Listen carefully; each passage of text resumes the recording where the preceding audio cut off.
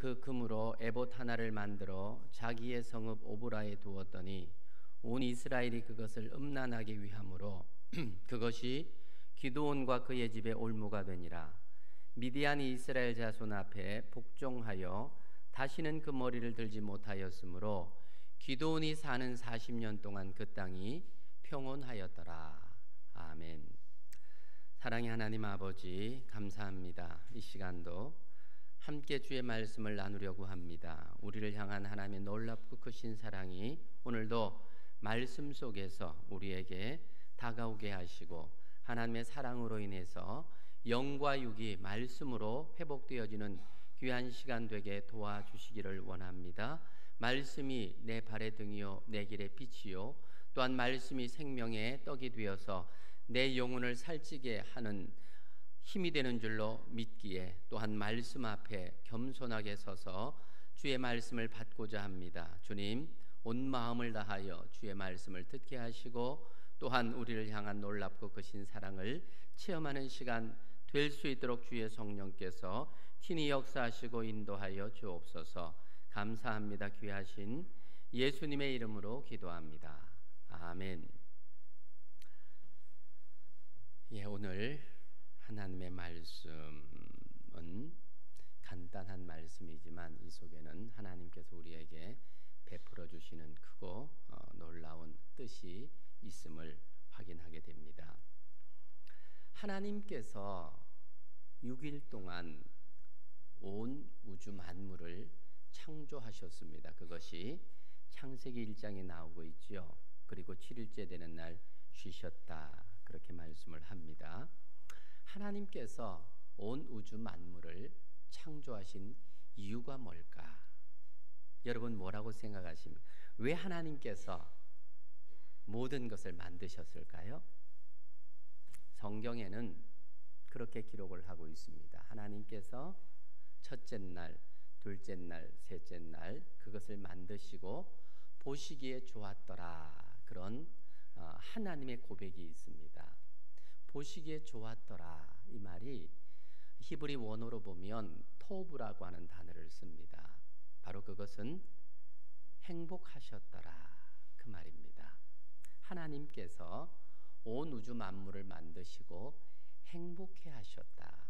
거기에서 답을 발견하게 된다면 하나님은 당신의 행복을 위해서 온 우주 만물을 창조하시고 또한 저와 여러분 우리 인생을 창조하셨다, 그렇게 말씀을 하고 있다는 것입니다. 그러기에 우리가 이 땅을 살아가면서 가장 행복한 삶을 살려고 하면 어떻게 하면 될까?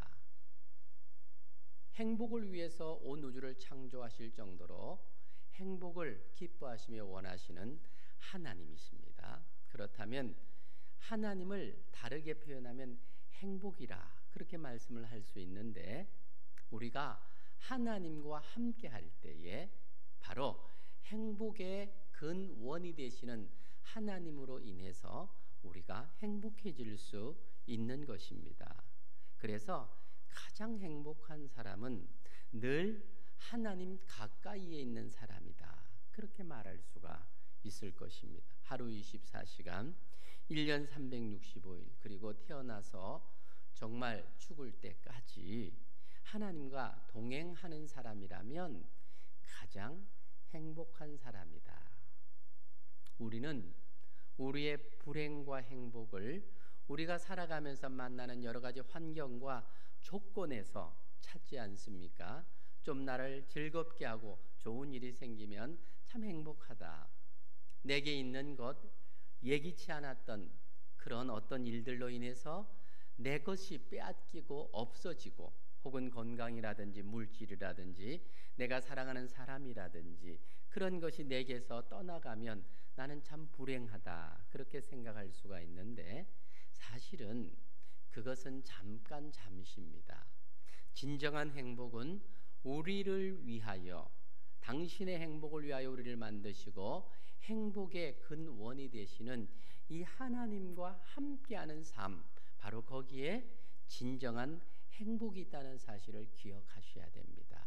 그래서 우리가 정말 행복하기를 원한다면 주님과 동행하며 함께하는 삶, 거기에서 답을 찾을 수 있어야 되는 것입니다.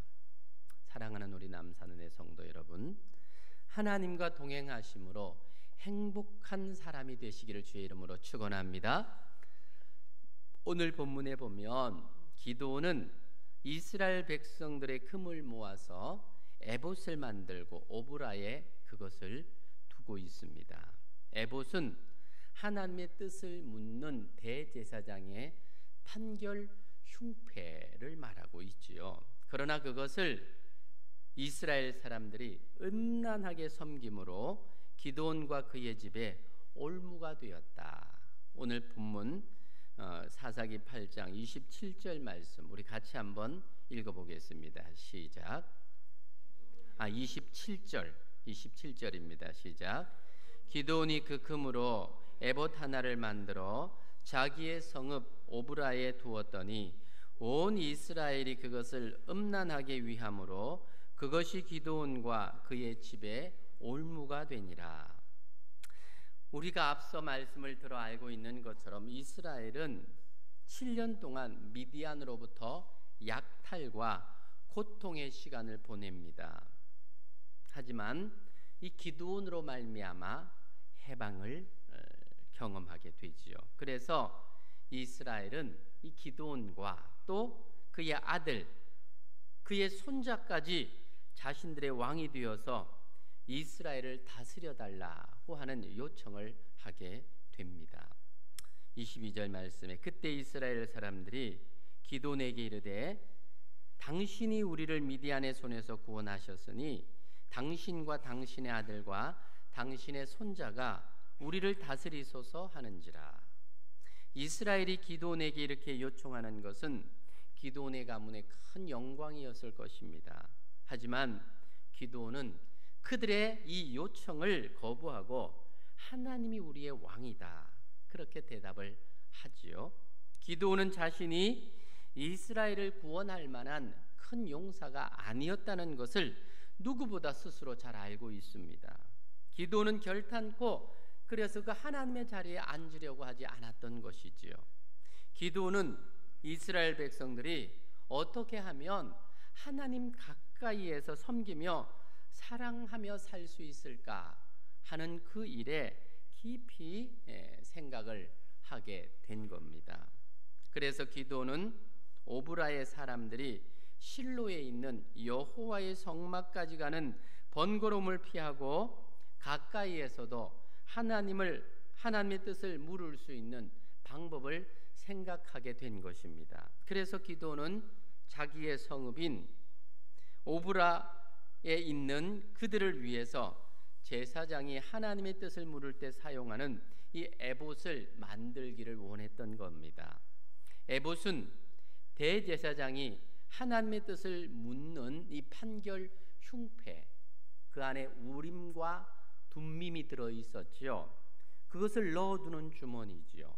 대제사장이 옷 위에다가 앞치마처럼 걸치는, 여러분 아마 사진들을 한 번씩 보면 옷 위에 뭔가 이렇게 하나 후드처럼 걸치는 거 있지 않습니까? 그게 바로 에봇입니다.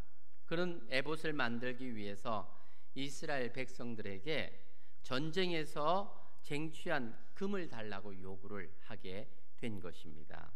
이스라엘 사람들은 미디안과의 전투에서 수많은 금 장식품들을 전리품으로 얻게 됩니다.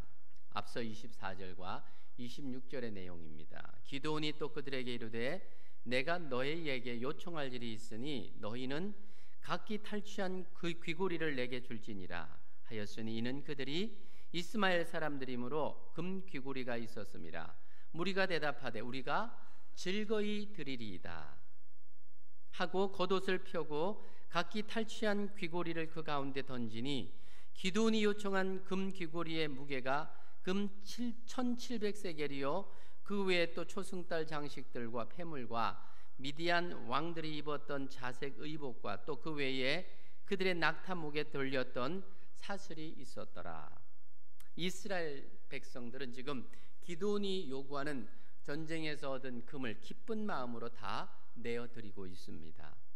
기드온은 그 금으로 에봇을 만들었던 것입니다. 기드온이 에봇을 만든 이유가 뭐라고요? 실로까지 가서 대제사장을 만날 필요 없이 자기의 저수에서 하나님의 뜻을 편하게 알 수 있도록 하기 위한 목적이었습니다. 그러니까 그 백성들이 조금이라도 가까이에서 하나님의 뜻을 물으면서 하나님과 동행하는 삶을 살게 하고 싶은 그 마음으로 기드온은 지금 그 오브라의 에봇을 만들었던 것이지요. 실로까지 가는 번거로움을, 불편함을 제거하고 오브라에서도 얼마든지 하나님의 뜻을 물어보면서 삶 속에 하나님이 함께함을 느끼게 하기 위해서 그것을 만들려고 했던 것입니다. 그래서 기드온이 금으로 에봇을 하나 만들어서 오브라 성읍에 그것을 두게 됩니다. 27절에 기드온이 그 금으로 에봇 하나를 만들어 자기의 성읍 오브라에 두었더니, 기드온은 좋은 의미에서 에봇을 만들었고 오브라에 두게 된 것이요, 하나님의 신정 통치를 이스라엘 백성들이 받아들이게 하기 위해서 그것을 만든 겁니다. 그런데 온 이스라엘 사람들이 어떻게 해요? 그것을 음란하게 위함으로 그것이 기드온과 그의 집에 올무가 되었다. 성경은 그렇게 기록을 하고 있습니다. 27절 하반절에 보면 온 이스라엘이 그것을 음란하게 위함으로 그것이 기드온과 그의 집에 올무가 되니라. 음란하게 위하였다라고 하는 이 말은 에봇을 우상 섬기듯 섬겼다, 그 말입니다. 마치 이스라엘 백성들이 불평하는 것 때문에 광야에서 하나님이 불뱀을 보내서 어떻게 합니까? 물고, 그래서 죽게 되었던 이스라엘 백성들, 하나님이 모세를 통해서 놋뱀을 높이 나무 위에 달게 합니다. 그래서 그 놋뱀을 보는 자마다 낫게 하는 일이 있었지요. 그 다음에 어떻게 됩니까? 이 놋뱀이 나중에는 어떻게 됩니까? 이스라엘 백성들이 우상처럼 섬기는 우상이 되었던 것처럼 지금 에봇이 그런 경우가 되었다라고 하는 것입니다. 기도는 이스라엘 사람들이 여호와 하나님을 왕으로 모시고 하나님의 통치를 받기를 원했던 겁니다. 그런데 어째서 이스라엘 사람들은 에봇을 우상 섬기듯 섬기는 그런 일들이 일어난 것입니까? 이스라엘 사람들 모두가 하나님을 대신해서, 눈에 보이지 않는 하나님을 대신해서 눈에 보이는 에봇을 섬겼더라는 것입니다. 선한 의도로 만들었던 이 에봇이 오히려 기드온의 잘못된 판단이었다는 것을 성경은 말해주고 있습니다. 기드온이 만든 에봇, 기드온과 그 가문에 올무가 되었다고 성경이 말하고 있습니다. 그런데 지금 기드온이 만든 에봇을 음란하게 섬김에도 불구하고 기드온이 살아있는 동안에는 미디안이 이스라엘 자손 앞에 복종해서 다시는 그 머리를 들지 못하도록, 그러니까 기드온이 살아있는 40년 동안은 그 나라에 평안을 주었다라고 하는 겁니다.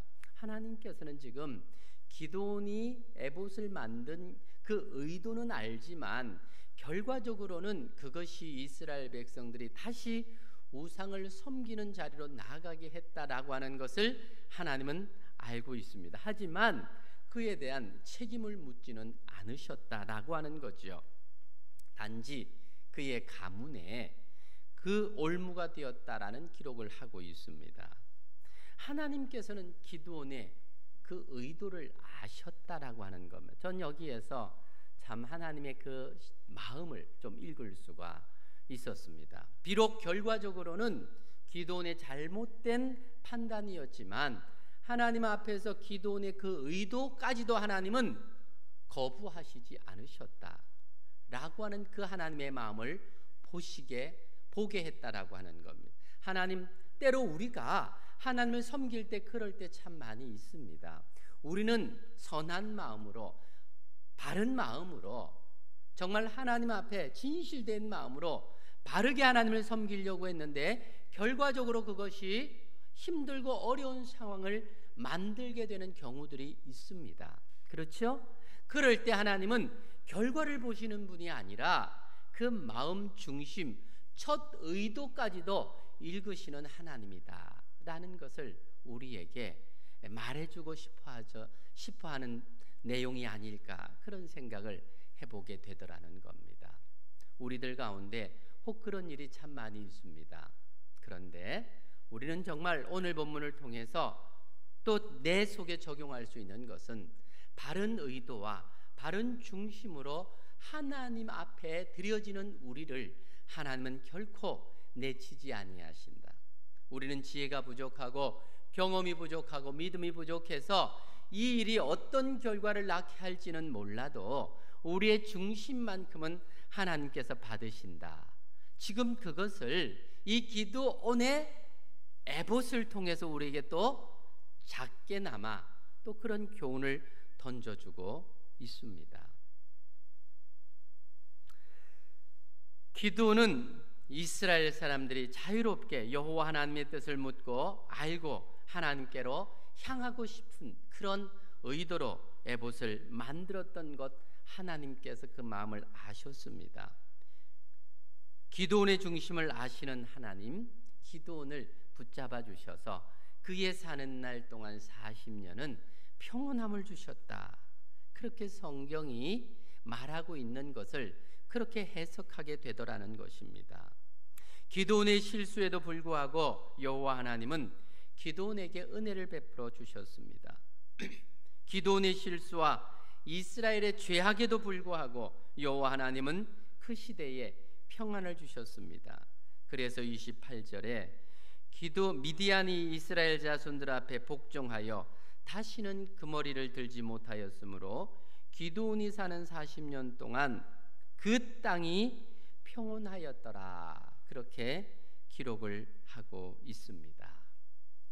여기에서 우리 지금 이 기도원의 에봇을 만든 이 의도를 통해서 우리는 아주 중요한 영적 교훈을 하나 발견하게 되는데 뭐냐 하면 바로 예수님께서 이 땅에 오신 목적이 바로 기도원의 그 에봇을 만든 의도와 너무 일치하고 있다는 사실입니다.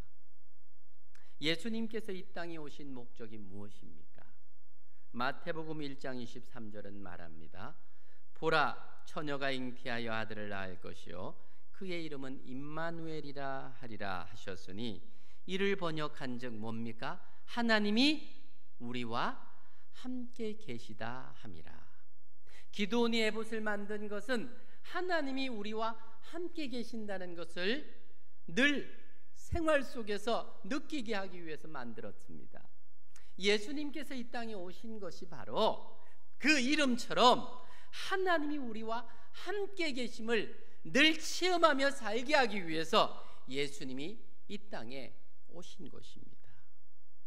예수님은 우리와 함께 계시기 위해서 성육신 하셨습니다. 비록 기도원의 의도는 실패했지만 예수님은 성공하셨습니다. 예수님은 죄로 말미암아 하나님과의 관계가 깨어진 인간을 위해서 이 땅에 오셨습니다. 하나님과 원수된 관계를 회복해 하기 위해서 이 땅에 오셨습니다. 첫사람 아담이 실패하여 두 번째 아담인 예수님이 오셔야 했던 것처럼 기도원의 의도되지 않은 실수를 예수님은 오셔서 완성해 주신 것입니다. 히브리서 10장 19절로 20절은 말합니다. 그러므로 형제들아, 우리가 예수의 피를 힘입어 성소에 들어갈 담력을 얻었나니 그 길은 우리를 위하여 휘장 가운데로 열어놓으신 새로운 살 길이요 휘장은 곧 그의 육체라. 그렇게 말씀을 하십니다. 성소와 지성소를 가로막고 있던 휘장이 예수님이 십자가에 돌아가시는 순간 위로부터 아래까지 나뉘었습니다. 이제는 은혜의 보좌 하나님의 임재 앞에 담대히 나아갈 수 있는 길을 열어주셨습니다. 예수님은 죄악 세상에 오셔서 죄악에 빠진 인간에게 하나님이 주시는 참된 자유의 은혜를 베풀어 주신 것입니다. 예수님은 오셔서 죄가 올무가 되어서 하나님을 잃어버린 인생들에게 하나님을 찾아주셨습니다. 모든 인간은 죄를 짓기 때문에 모두가 죄의 종이라고 예수님은 선포하셨지요. 요한복음 8장 34절, 예수께서 대답하시되 진실로 진실로 너희에게 이르노니 죄를 범하는 자마다 죄의 종이라. 그래서 예수님께서 천국의 영광과 거룩함을 벗어놓고 자유가 깨어진 세상에 육신으로 오신 것입니다. 죄의 종된 우리를 위하여 친히 대속에 죽으심으로 하나님과의 관계를 회복시켜 주심으로 이제는 하나님과 함께하는 동행하는 삶을 살게 해주셨다. 바로 그 말씀을 하고 있는 거죠. 에베소서 2장 16절 말씀에처럼 또 십자가로 이 둘을 한 몸으로 하나님과 화목하게 하려 하심이라. 원수된 것을 십자가로 소멸하시고, 예수님은 사망을 정복하고 다시 부활하여 우리의 영원한 중보자가 되셨습니다. 예수님은 하나님과 인간 사이를 화목케 하기 위해서 중보자가 되어주신 것입니다. 기드온은 전능하신 하나님만이 그들의 왕이 될 수 있다는 분명한 신앙 고백이 있는 사람입니다. 그랬기 때문에 자신을 왕으로 세우기 원했던 이스라엘의 진정한 왕은 하나님을 선포합니다. 그는 이스라엘 백성들이 늘 하나님과 동행하는 삶을 살기를 원했습니다. 이스라엘은 하나님을 멀리하고 우상을 섬기는 일 때문에 7년 동안 미디안의 압제와 고통을 당하지 않았습니까? 그래서 기드온은 그 백성들이 하나님을 버리고 우상을 섬기는 이 어리석은 일을 반복하기를 원치 않았습니다. 그래서 지혜를 짜냈던 것이 바로 금으로 에봇을 하나 만들어서 자기의 성읍에 오므라에 둠으로 무슨 일이든지 하나님께 묻고 하나님의 뜻을 따라 그 백성들이 살기를 원했던 거죠. 하지만 결과는 의도대로 되지 못했습니다. 그렇게 하면 백성들이 하나님만 의지할 줄 알았는데 결과는 에봇을 우상으로 섬겼다라는 겁니다. 그것 때문에 기드온과 그의 집에 올무가 되었다. 이후에 기드온이 죽고 이스라엘은 또다시 바알을 섬기게 됩니다. 뿐만 아니라 기드온의 형제 그 아들들이 70명이 죽음을 당하는 사건이 뒤에 나옵니다. 기드온의 이스라엘을 향한 이 잘못된 판단은 결국 그 집에 올무가 되어서 그런 비참한 결과를 결국은 낳게 되는 것을 봅니다. 하지만 예수님은 잘못된 판단을 하지 않으셨습니다. 에봇이 아니라 자신의 몸을 우리를 위하여 희생하심으로 우리를 완전한 성도로 불러주시고 세워주신 것입니다. 이제는 예수 그리스도로 말미암아 우리는 언제든지 어디서든지 하나님과 함께하는 임마누엘의 삶을 우리에게 허락하신 것입니다. 그래서 히브리서 4장 15절과 16절의 말씀이 그것입니다. 우리에게 있는 대제사장은 우리의 연약함을 동정하지 못하시리가 아니요 모든 일에 우리와 똑같이 시험을 받으시니로되 죄는 없으시니라. 그러므로 우리는 긍휼하심을 받고 때를 따라 돕는 은혜를 얻기 위하여 은혜의 보좌 앞에 담대히 나아갈 것이니라. 예수님께서 우리 위하여 이 땅에 오심으로 때를 따라 돕는 은혜 뭡니까? 언제든지 어디서든지 주시는 그 은혜를 받을 수 있는 우리가 되었다. 그 선언이 바로 이 말씀입니다. 예수님께서 희생제물이 되어주심으로 우리는 언제나 하나님의 보좌 앞에 담대히 나아갈 수 있는 자가 되었습니다. 죄로 인해서 하나님과 원수되었던 우리들 이제는 하나님의 자녀의 권세자가 되었다. 그 말씀을 하고 있습니다. 지금도 예수님이 안 계셨다면 우리는 하나님 앞에 나아갈 수가 없습니다. 우리가 기도할 수가 없습니다. 그런데 지금 우리는 마음만 먹으면 언제 어디서든지, 교회가 아니라 할지라도 길을 걸을 때 혹은 위험한 상황을 만날 때 어디서든지 우리는 하나님께 담대하게 나아갈 수 있는, 즉 하나님과 동행하는 삶을 살 수 있는 특권이 우리에게 주어졌다라고 하는 것입니다. 바로 이것이 우리와 동행함으로 진정한 행복을 주시기 원하시는 하나님의 의도가 예수 그리스도 안에 있음을 보여주고 있는 진리인 것입니다. 사랑하는 성도 여러분, 하나님의 자녀인 우리를 하나님은 동행하여 주심으로 눈동자같이 지키시고 보호하여 주시는 분이십니다. 우리가 예수를 믿어서 성도가 되었다면 세상 사람들과 다른 차이점이 무엇이겠습니까? 우리가 예수를 믿어 성도가 되는 이 성도됨의 선명한 표식은 무엇이겠습니까? 예수님이 우리를 구원하여 하나님의 자녀가 되게 하시고 성도로서 세상에 살아갈 때에 우리가 세상 사람들과 다른 점이 무엇가 다른 것이겠습니까? 그저 교회 나오는 것, 내가 교인이 되었다는 것, 이게 다른 표식이 되어서는 안 되는 것. 그저 조금 예수 믿기 때문에 착하게 사는 것이, 그런 생각 없이 세상 사는 세상 사람들과 좀 다른 모습으로 나오는 이것이 성도의 표식이 아닙니다. 진정한 성도의 표식이 무엇입니까? 임마누엘의 하나님이 나와 함께 한다는 이 놀라운 진리를 믿고 그 주님이 내 삶 속에 나와 함께 하신다는 그 귀한 믿음의 걸음을 주님과 함께 걸어가는 것, 바로 그것이 가장 큰 다름이라는 것을 아셔야 됩니다. 성도는 종교인이 아니라 신앙인입니다. 종교인은 형식적으로 신앙생활을 하는 사람들을 말합니다. 종교인들에게는 경건의 모양은 있을지 몰라도 경건의 능력은 없습니다. 경건의 능력, 즉 바른 신앙의 삶은 이 하나님과의 바른 교제의 삶 속에서 나오는 힘입니다. 그런데 많은 그리스도인들이 하나님을 믿노라 하면서 하나님과 교제하지를 않습니다. 예수님이 이루어 주신 이 하나님과의 화목하게 된 관계를 선용하지를 못합니다. 성도는 언제 어디서든지 주님과 동행하는 삶을 사는 자입니다. 예수님을 떠나서는 잠시도 살 수 없는 자, 그가 성도입니다. 예수님은 이러한 관계를 포도나무와 가지로 비유해서 우리에게 그렇게 설명을 하고 있습니다.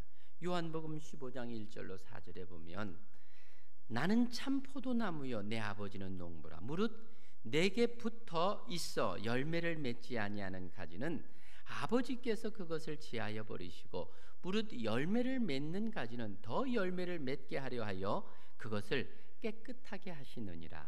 너희는 내가 일러준 말로 이미 깨끗하여 주시니 내 안에 거하라. 나도 너희 안에 거하리라.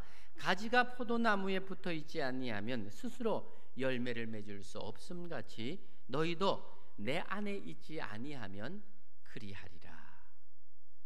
여러분, 예수님께서 직접 우리에게 하신 이 말씀은 참 중요한 말씀입니다. 이 말씀은 우리가 이 땅을 살아가면서 잠시도 잊을 수 없는 말씀이고, 이 말씀이 이 성도인 우리가 어떤 사람인가 하는 분명한 자리매김을 주고 있는 말씀입니다. 성도는 누구에게 붙어 있어야 돼요? 예수님께 붙어 있어야 됩니다. 마치 가지가 나무에 붙어 있어야만 양분을 공급받아서 열매를 맺고 생명이 있는 것처럼, 떨어지는 순간에 어떻게 돼요?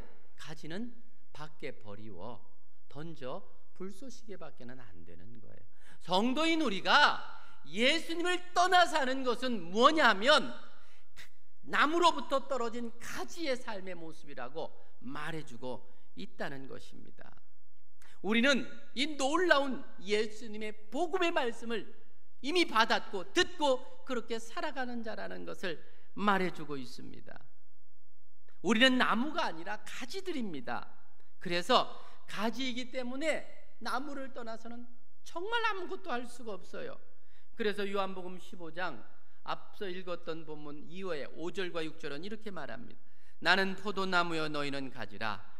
그가 내 안에 내가 그 안에 거하면 사람이 열매를 많이 맺나니 나를 떠나서는 너희가 아무것도 할 수 없습니다.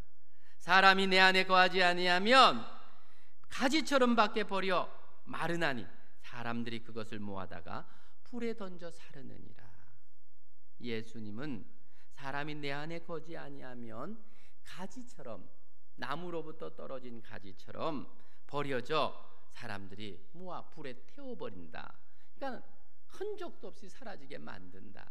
무가치한 자가 되게 만들겠다. 그렇게 말씀을 하고 있습니다. 우리가 예수님을 모르고 예수님을 떠나 사는 것, 말씀과 상관없이 내 마음대로 사는 것, 그것은 곧 심판을 받아서 망하는 자가 되는 비결입니다. 불행한 인생을 살아가는 첩경입니다. 우리가 예수님과 함께하면 세상이 감당치 못하는 위대한 인생을 살아가며 행복한 인생을 살아갈 수 있지만, 예수님을 떠나 예수님이 우리를 버리는 삶, 그런 모습이 되어지면 우린 세상 사람들에게 발에 짓밟히는 부끄러움을 당하는 삶을 살게 된다는 것입니다. 예수님께서는 이 말씀에 이어서 기도 응답을 확실하게 말씀해 줍니다. 너희가 내 안에 거하고 내 말이 너희 안에 거하면 무엇이든지 원하는 대로 구하라. 그리하면 이루리라. 우리에게 가장 든든한 축복의 말씀이 이 기도 응답의 약속과 함께하고 있음을 보게 됩니다. 예수님이 우리에게 주시는 열매가 바로 기도 응답이라고 하는 것입니다. 그래서 본문 이어서 요한복음 15장 7절로 8절은 말합니다. 너희가 내 안에 거하고 내 말이 너희 안에 거하면 무엇이든지 원하는 대로 구하라. 그리하면 이루리라. 너희가 열매를 많이 맺으면 내 아버지께서 영광을 받으실 것이고 너희는 내 제자가 되리라. 우리가 예수님의 이름으로 예수님 안에 붙어서 그분과 함께 동행하는 삶은 곧 그분과 함께 교제하는 기도의 삶이라고 우리에게 말해주고 있는 것입니다. 사랑하는 여러분, 여러분들은 예수님과 함께 동행하는 삶을 살고 있습니까? 매 순간 어떤 문제들 앞에서도 우리는 우리의 기도를 들어주시며 늘 내 손잡아 주시는, 마치 나무로부터 가지로 지내기 연결되는 것처럼 우리의 생명에 연결되어서 늘 그분의 말씀을 듣고 그분 앞에 우리의 문제들을 내려놓고 기도하는 가운데 그분이 주시는 말씀의 응답과 기도의 응답을 가지고 열매 맺는 삶을 살고 있습니까? 아니면 신앙이 마치 오브라에 있는 에보처럼 신앙 자체가 그냥 우상이 되어서 나는 신앙생활을 하고 있으니까, 나는 교회를 다니니까 마땅히 하나님이 나를 지켜주시겠지, 그런 종교인의 삶을 살고 있습니까? 사랑하는 여러분, 우리는 우리 자신들을 다시 한번 엄밀하게 돌아보아야 됩니다. 지금 내 안에 생명이 있다면 이 생명의 삶을 살고 있는지, 생명은 있는데 그저 숨만 쉬는 연명하는 삶을 살고 있지는 않는지, 아니 나도 모르는 사이에 어느 순간 숨 쉬는 것조차 놓쳐버리고 죽은 상태임에도 불구하고 죽은 줄 모르고 그렇게 산자처럼 그렇게 모습만 성도처럼 그렇게 살아가고 있지는 않는지, 우리가 하나님과 동행하는 삶으로 진정한 행복자가 되기를 원한다면 겸손하게 예수님을 구하고 예수님을 찾고 예수님을 두드려야 합니다. 즉 예수님과 동행하는 삶을 살아야 합니다. 우리의 신앙이 기드온이 만든 에보처럼 되면 안 됩니다. 예수님과 바른 인격적인 교제가 없는 신앙을 우리는 에보 신앙이라 그렇게 말할 수가 있겠습니다. 예수님은 성도인 우리가 하나님과 친밀한 관계를 맺기를 원하십니다. 예수님께서는 임마누엘 하기 위해서 우리와 늘 함께 하기 위해서 이 땅에 오신 분이십니다. 즉 하나님과 동행하는 삶이 신앙입니다. 우리가 하나님과 화목해서 동행하지 않는다면 이건 예수님을 바로 믿는 것이 아닙니다. 그래서 우리 한국 교회사를 보면 예수님과 동행하는 믿음의 성도들, 어느 목사님은 그렇게 자신의 신앙을 간증합니다. 그분은 한 손은 아무것도 잡지 않습니다. 버스를 타도 흔들리는 차 안에서도 한 손은 아무것도 잡지 않고 한 손에는 성경, 흔들리면서도 안 잡습니다. 그래서 누가 물었대요. 목사님, 흔들리고 넘어지겠습니다. 오른손으로 좀 잡으세요. 아닙니다. 이 손은 내가 예수님을 잡고 있기 때문에 그 무엇도 잡을 수가 없습니다. 예수님을 잡고 있기 때문에. 여러분, 이게 우상입니까? 적어도 이렇게 예수님의 임재를 경험하면서 살아가는 그런 삶을 살아갈 때에 진정 삶 속에서 승리의 삶을 살 수가 있는 것입니다. 지금 내게 일어나는 모든 일들 속에 예수님이 나를 지켜보시고 예수님께서 이 모든 것을 허락하셨다면 그 안에는 뜻이 있다는 것입니다. 예수님을 만나면 그 뜻이 보이고 해석이 되고 거기에서 감사가 되고 은혜가 되고, 그래서 우리의 영혼이 어떤 상황에서도 살아나는 역사가 나타나게 되는 것입니다. 밥을 먹듯 성경을 보는 일에 여러분 열심하시기를 바랍니다. 숨을 쉬듯 기도를 쉬지 아니하는 성도가 되십시다. 바로 이것이 주님과 동행함으로 우리에게 주시는 참된 행복을 누릴 수 있는 비결이라는 사실을 오늘 말씀해 주고 있습니다. 오늘 주신 말씀을 마음에 새기고 우리가 같이 한번 기도하면서 결단하는 시간 갖기를 원합니다. 같이 한번 기도하겠습니다. 사랑하는 여러분, 여러분의 신앙의 현주소는 무엇입니까? 주님과 동행하는 삶을 살고 있으십니까? 주님의 말씀이 날마다 나를 움직이는 동인이 되고 있습니까? 내가 힘들고 어려울 때마다 나의 기도를 들으시는 주님 때문에 우리가 다시 한번 격려를 받고 힘을 얻고 능력의 삶을 살고 있습니까? 아니면 신앙이 기도원이 만든 애보처럼 그저 형식적인 모습에서 나에게 다가오고 있지는 않습니까? 오늘도 주신 말씀 기억하며 같이 한번 우리 자신들을 돌아보며 기도하는 시간 갖기를 원합니다. 기도합시다.